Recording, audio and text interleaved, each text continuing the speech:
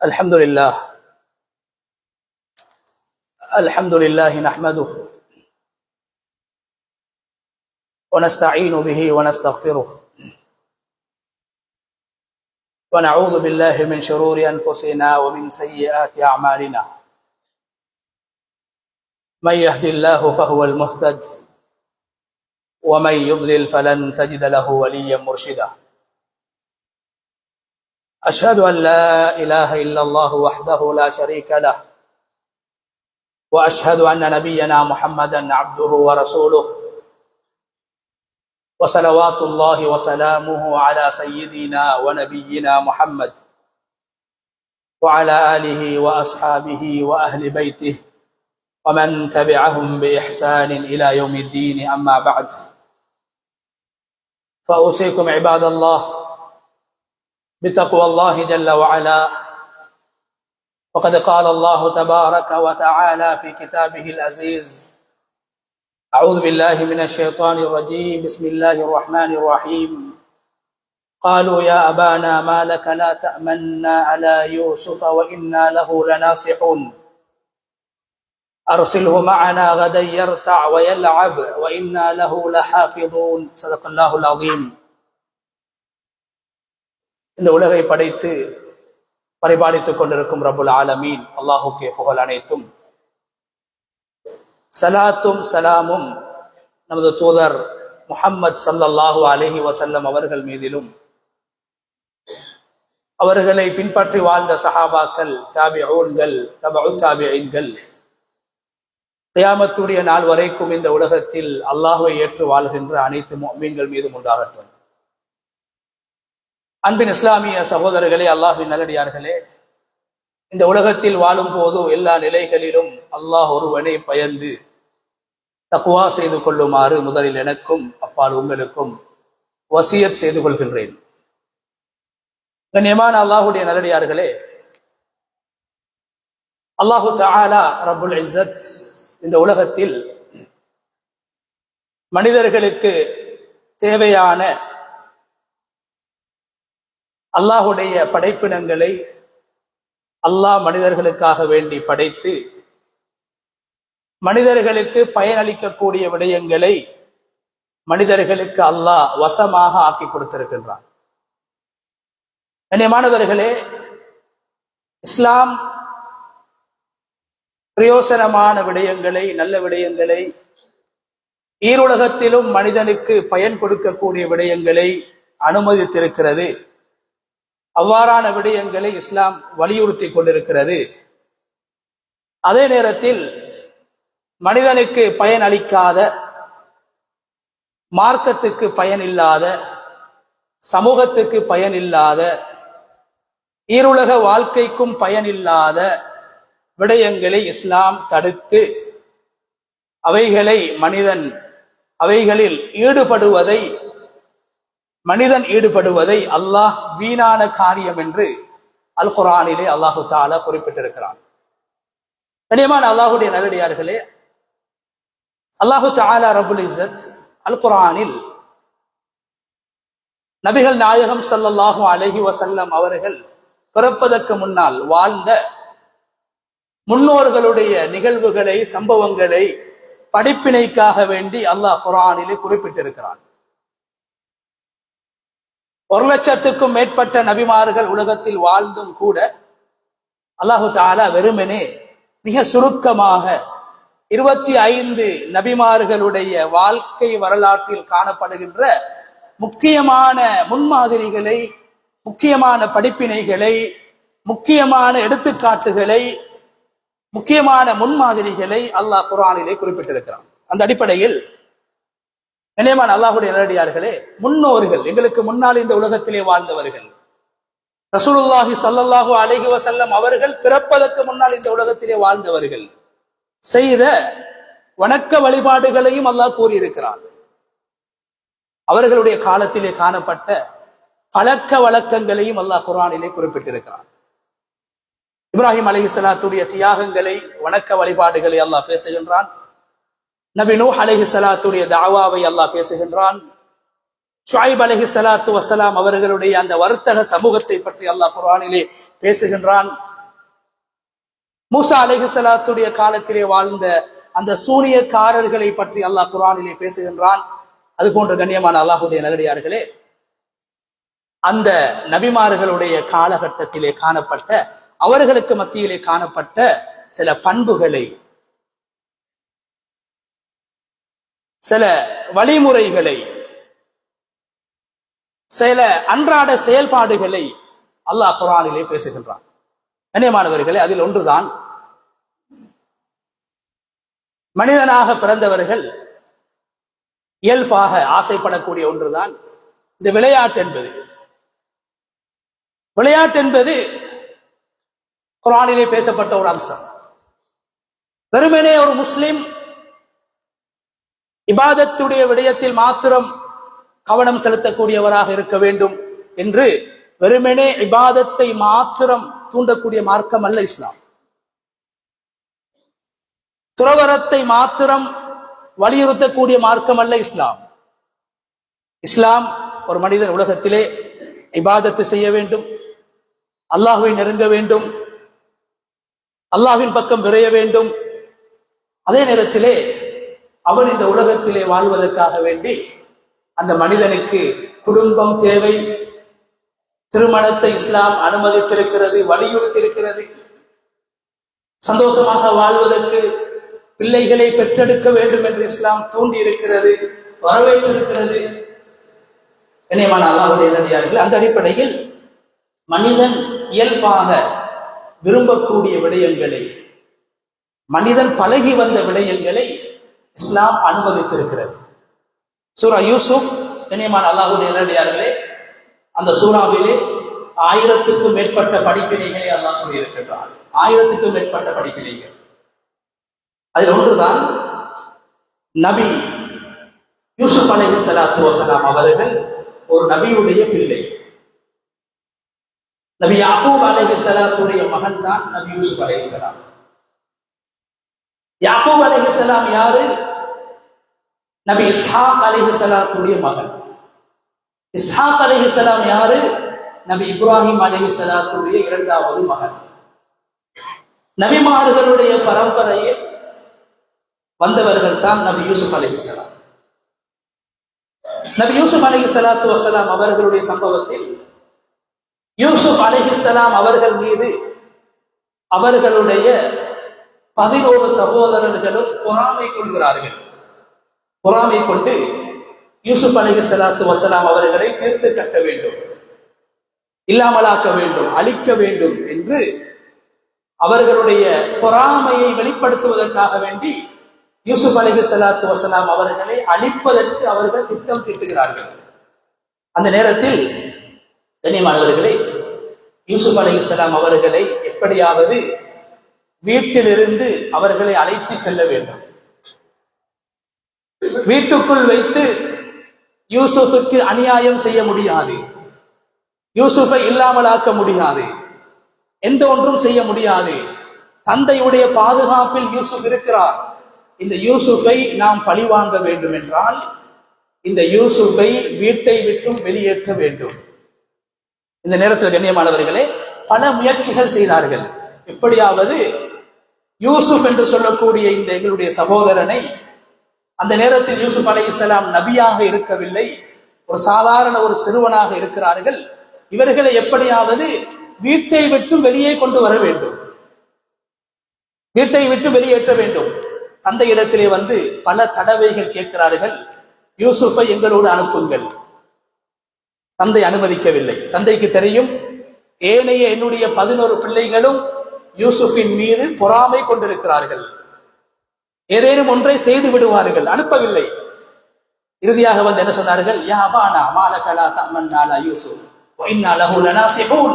எங்களுடைய தந்தை அவர்களே, யூசுஃபுடைய விடயத்தில் ஏன் எங்களை நம்பாமல் இருக்கிறீர்கள்? யூசுஃபுடைய விடயத்தில் எங்கள் மீது உங்களுக்கு நம்பிக்கை இல்லையா? வ இன்னா லஹு லனாசிஹூன்.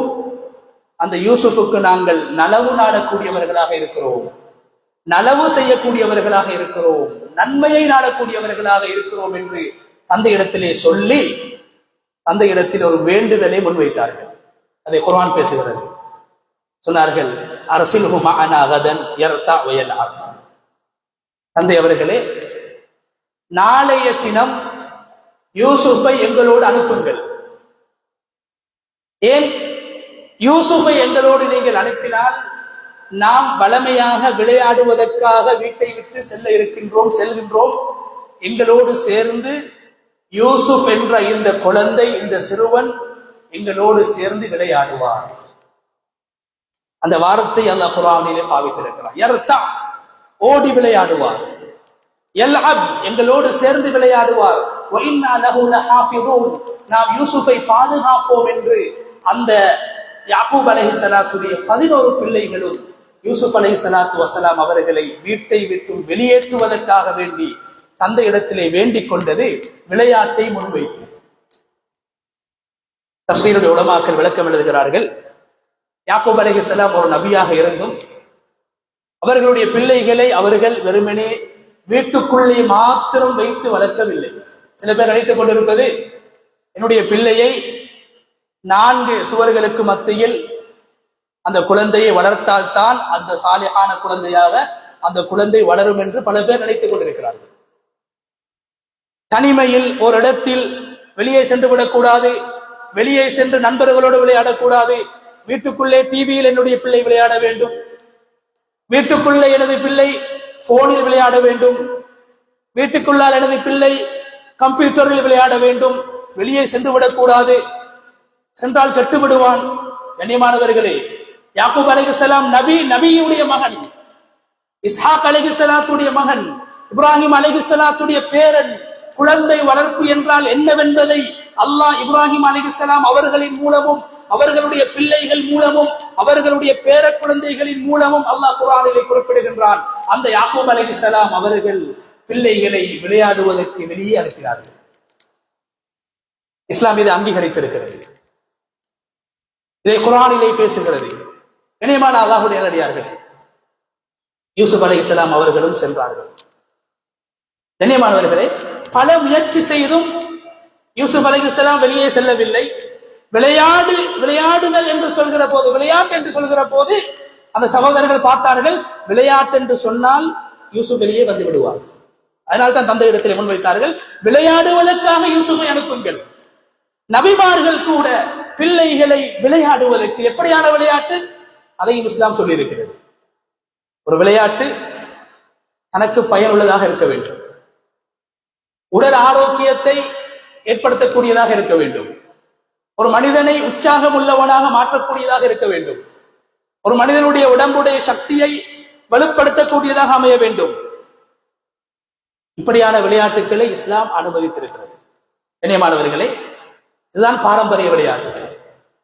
மைதானத்துக்கு சென்று யர்தா வயல் என்றால் ஒரு விசாலமான ஒரு இடத்துக்கு சென்று ஓடி விளையாடுவது, கால்களை கைகளை அசைத்து விளையாடுவது, உடம்பில் வேர்வை ஏற்படுகின்ற அளவுக்கு வேகமாக விளையாடுவது, இதை இஸ்லாம் அங்கீகரித்திருக்கிறது.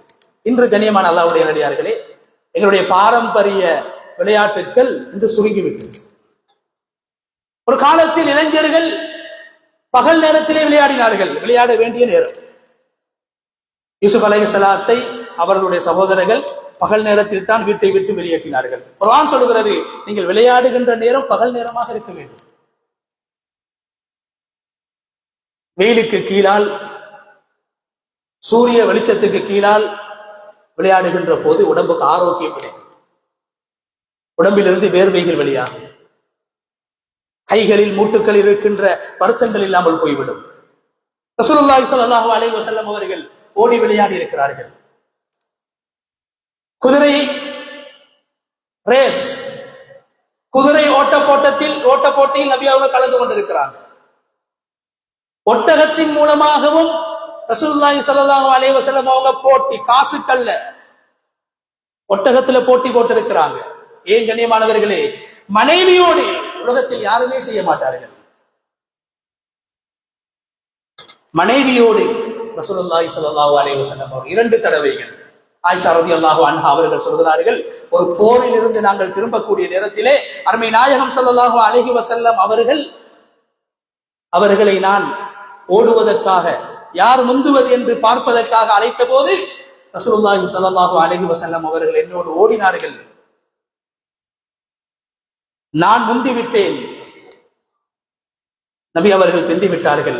பிறகு ஒரு காலத்தில், பிற்காலத்தில் ரசூலுல்லாஹி ஸல்லல்லாஹு அலைஹி வஸல்லம் அவர்கள் மீண்டும் என்னை அழைத்து நாங்கள் ஓடுவோம் என்று அழைத்த போது, அந்த நேரத்தில் நான் சற்று கொழுத்திருந்தேன். நபி ஸல்லல்லாஹு அலைஹி வஸல்லம் அவர்கள் மெலிந்திருந்தார்கள். என்னை விட நபி அவர்கள் முந்திவிட்டார்கள். ஓடி இருக்கிறார்கள் ரசூலுல்லாஹி ஸல்லல்லாஹு அலைஹி வஸல்லம். உங்களுடைய பிள்ளைகளுக்கு பயனளிக்கின்ற விளையாட்டுகளை கற்றுக் கொடுங்கள். அல்லிமு அவுலாதக்கும் அல் கிதாபத வர்ரிமாயத சொன்னாங்க ஸல்லல்லாஹு அலைஹி வஸிபாஹா.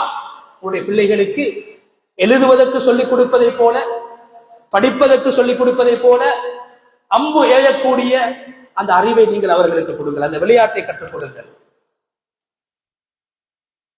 அம்பு எய்வது என்பது நேரடியாக அம்பை எடுத்து எய்வது. இன்று எங்களுடைய இளைஞர்கள், எங்களுடைய சிறுவர்களை போன்று போனில் வீடியோ கேம்களின் மூலமாக எய்யக்கூடிய அம்பல்ல, உடம்பால். நீச்சலை கற்றுக் கொடுங்கள். உமர் ரலியல்லாஹு அன்ஹு அவர்கள் தன்னுடைய ஆட்சி காலத்திலே தனக்கு கீழால் இருந்த கவர்னர்களுக்கு கடிதம் எழுதினார்கள். ரசூலுல்லாஹி ஸல்லல்லாஹு அலைஹி வஸல்லம் அவர்களை சொன்னதை போன்று அல்லிமு அவுலாதக்கும் அஸ்ஸிபாஹத வர்ரிமாயத வல் ஃபுரூசிய்யா.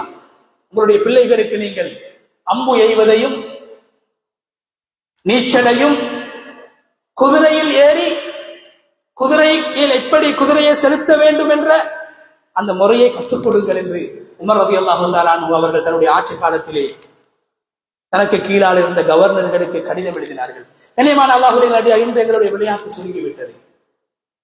விசாலமான மைதானத்தில் விளையாடியவர்கள், பகல் நேரத்திலே விளையாடிய இளைஞர்கள், சிறுவர்கள் எப்படி மாறிவிட்டார்கள்?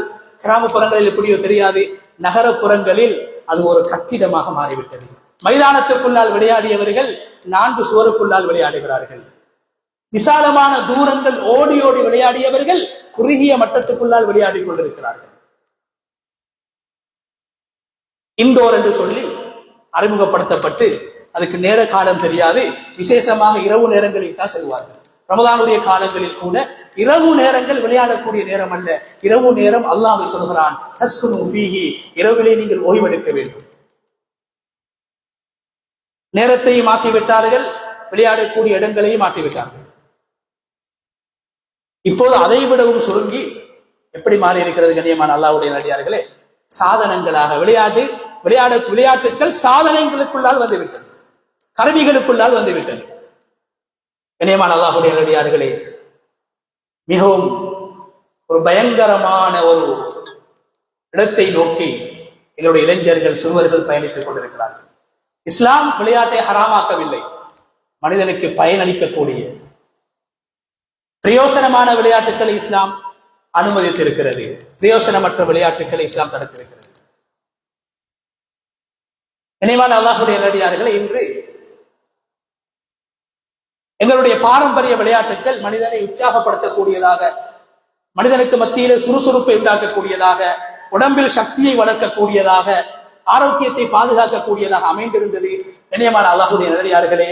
ஆனால் இன்று இளைஞர்களை, சிறுவர்களை நோயாளிகளாக மாற்றக்கூடிய, சோம்பேறிகளாக மாற்றக்கூடிய, சில நேரத்தில் சில பெரும்பாவங்களை செய்யக்கூடிய பாவிகளாக மாற்றக்கூடிய, ஒன்றுமே தெரியாத சிறுவர்களை திருடர்களாக மாற்றக்கூடிய, ஒன்றுமே அறியாத இளைஞர்களை போதை வஸ்துக்கு அடிமையானவர்களாக மாற்றக்கூடியதாக இன்றைய விளையாட்டுக்கள், நவீன விளையாட்டுக்கள், சாதனங்களின் மூலமாக விளையாடப்படுகின்ற விளையாட்டுக்கள் மாறிக்கொண்டிருக்கின்றன. கண்ணியமான அல்லாஹ்வுடைய நல்லடியார்களே, 1947ஆம் ஆண்டு இந்த உலகத்திலே முற்காலத்தில் பாரம்பரிய விளையாட்டுகளில் ஈடுபட்டு வந்த இந்த சமூகம் 1947ஆம் ஆண்டு உலகத்திலே முதலாவதாக அமெரிக்காவிலே கண்டுபிடிக்கப்படுகிறது.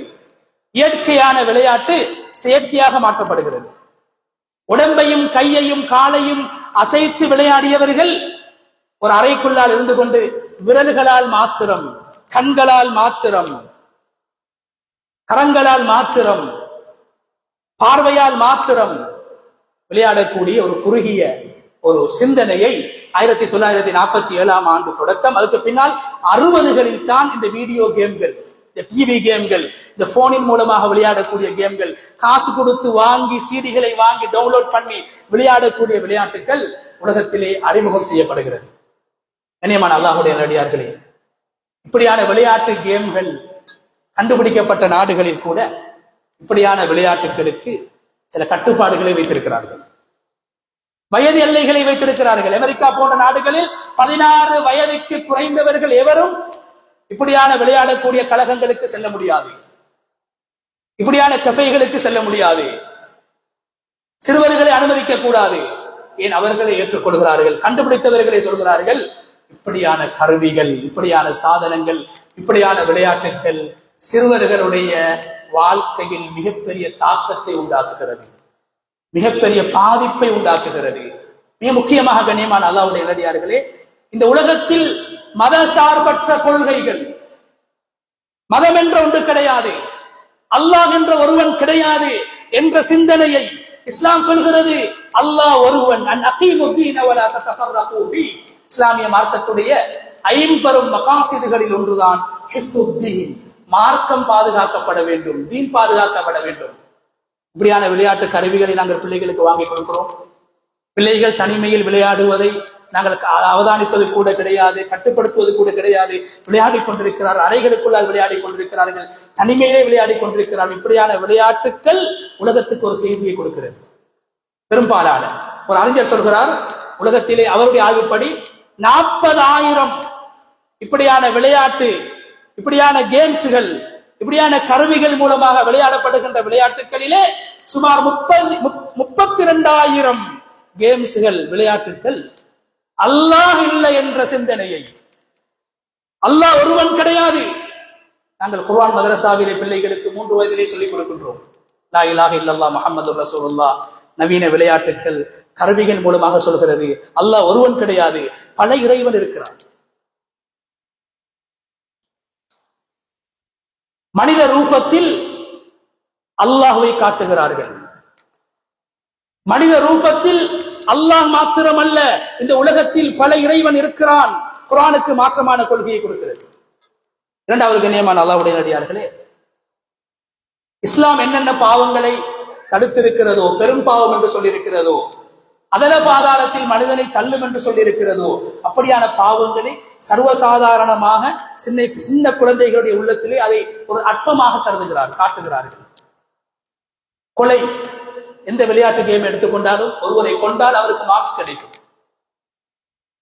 இனப்படுகொலை, இனப்படுகொலையை, இன்னும் ஒருவரை கொல்லுவதை, இன்னும் ஒருவருடைய பொருளை களவெடுப்பதை, ஒரு வங்கியை உடைத்து எப்படி திருடுவது, ஒரு வீட்டுக்குள்ளால் சென்று எப்படி கற்பழிப்பது, எப்படி ஒருவரை கொலை செய்வது, வாகனத்தில் செல்லக்கூடிய ஒருவரை பின்னால் துரத்தி சென்று அவருடைய வாகனத்தை மோதி அவரையும் அவருடைய வாகனத்தை எப்படி சேதப்படுத்துவது, ஒரு கிராமத்தை எப்படி அழிப்பது, ஒரு பாடசாலை எப்படி அழிப்பது, கொலை கலாச்சாரத்தை, பாவமான கலாச்சாரத்தை, இப்படியான நவீன விளையாட்டுகள், சாதனங்களின் மூலமாக விளையாடப்படுகின்ற இப்படியான விளையாட்டுகள் எங்களுடைய சிறார்களுடைய உள்ளத்திலே விதைத்துக் கொண்டிருக்கிறது.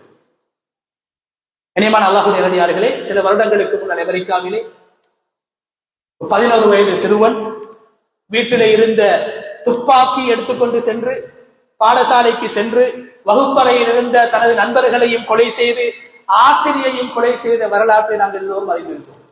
காரணம் கேட்கப்பட்டது என்ன?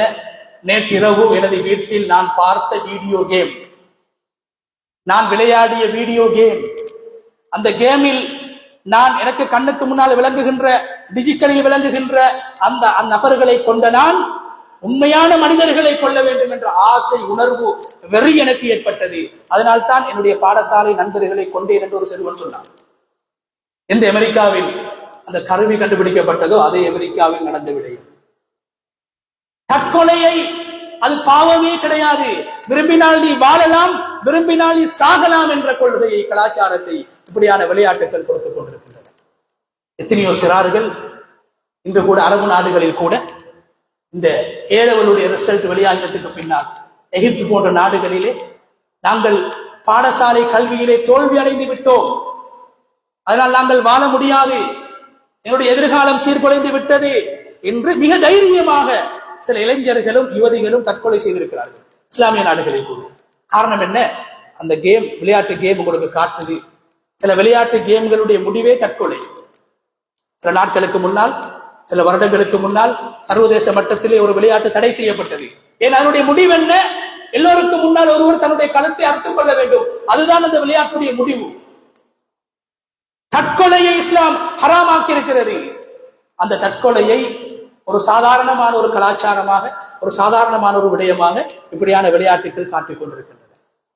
கண்ணியமான அல்லாஹ்வுடைய நல்லடியார்களே, அது மாத்திரமல்ல, எங்களுடைய வளர்ந்து வருகின்ற சிறுவர்களுடைய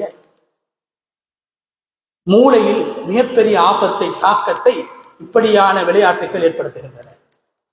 டிஜிட்டல் திரைகள், போன், லேப்டாப், கம்ப்யூட்டர், இப்படியான இவைகளுடைய திரைகளினூடாக இப்படியான காட்சிகளை, பயங்கரமான காட்சிகளை, இப்படியான மோசமான காட்சிகளை, இவ்வாறான விடயங்களை பார்ப்பதன் மூலமாக விசேஷமாக சிறுவர்களுடைய மூளையிலே பாதிப்பு ஏற்படுகிறது. குறிப்பாக ஞாபக சக்தி, மரண சக்தி, அல்லாஹ் ஒருவருக்கு கொடுக்கக்கூடிய அல்லாஹ்வுடைய அருள், அந்த ஞாபக சக்தி, மரண சக்தியும் இப்படியான கேம்களை விளையாடுவதன் மூலமாக, விளையாட்டுகளை விளையாடுவதன் மூலமாக இல்லாமலாக்கப்படுகிறது.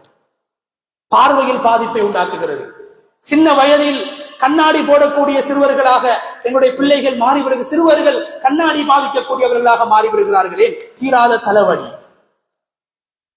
இவ்வாறான காட்சிகளை அதிகமான நேரங்களை செலவழித்து, இரவு நேரங்களை செலவழித்து, கண் என்ற அந்த நிஅமத்தின் மூலமாக அல்லாஹ் கொடுத்த அந்த பார்வை எதில் செலவழிக்கப்பட வேண்டும் என்று நாங்கள் பிள்ளைகளுக்கு சொல்லிக் கொடுக்காத காரணத்தினால் எங்களுடைய பிள்ளைகள் இப்படியான காட்சிகளை பார்த்து இளமையிலே, வாலிப பருவத்திலே அவருடைய பார்வையில் குறை ஏற்படுகிறது,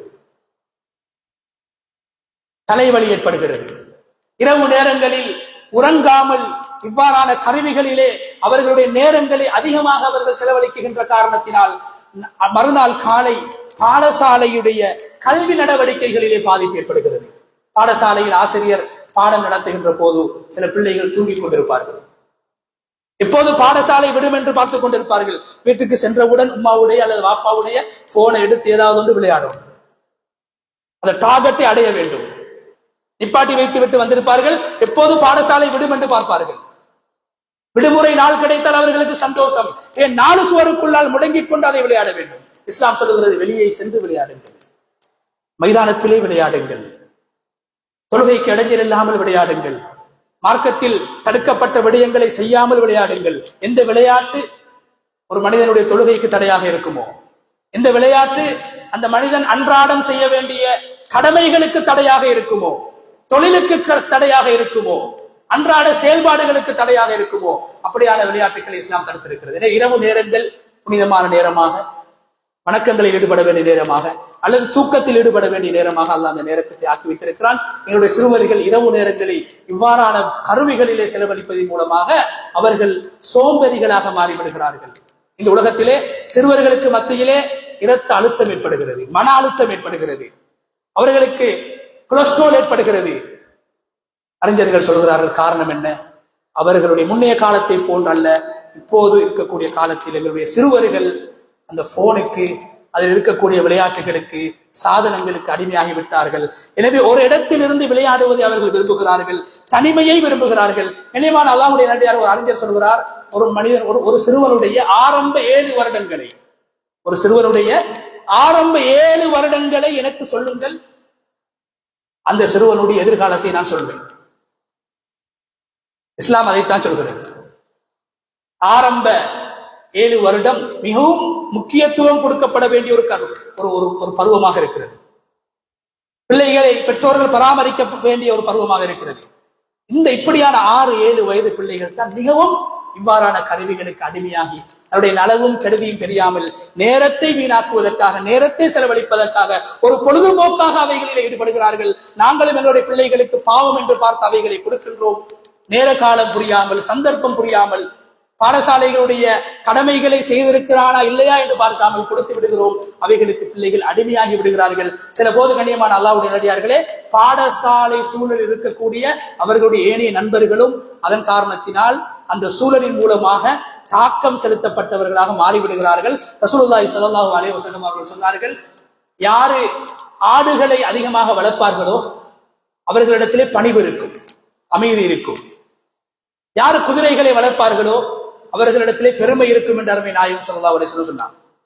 மாணவர்களே, ஆடோடு பழகுகின்ற மனிதனுக்கு ஆட்டுடைய தன்மை ஏற்படுகிறது என்றால், குதிரையோடு பழகுகின்ற மனிதனுக்கு குதிரையுடைய தன்மை ஏற்படுகிறது என்றால், மோசமான இப்படியான பாவனைகளுக்கு அடிமையாகிய சிறுவர்களோடு, பிள்ளைகளோடு, நபர்களோடு, நண்பர்களோடு நாம் பழகினால் அவர்களுடைய வாழ்க்கையில் இருக்கின்ற அதை விடையும் என்னுடைய வாழ்க்கையில் குடிகொள்ளும் என்பதைத்தான் அருமை நாயகம் ஸல்லல்லாஹு அலைஹி வஸல்லம் அவர்கள் ஆட்டை வைத்து உதாரணம் சொன்னார்கள். கனியமான அல்லாஹ்வுடைய இறுதியாக சொல்லி பிடித்துக் கொள்கிறேன்.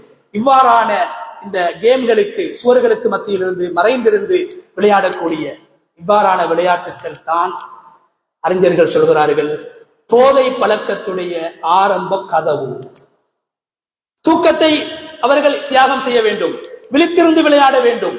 சில நேரத்துல உங்களோட மகன் ரூமுக்குள்ளால இருப்பாரு, உங்களோட ஊர்ல தான், ஆனா அவர் விளையாடி கொண்டிருப்பாரு பிரான்ஸ்ல இருக்கக்கூடிய ஒரு யகூதியோட.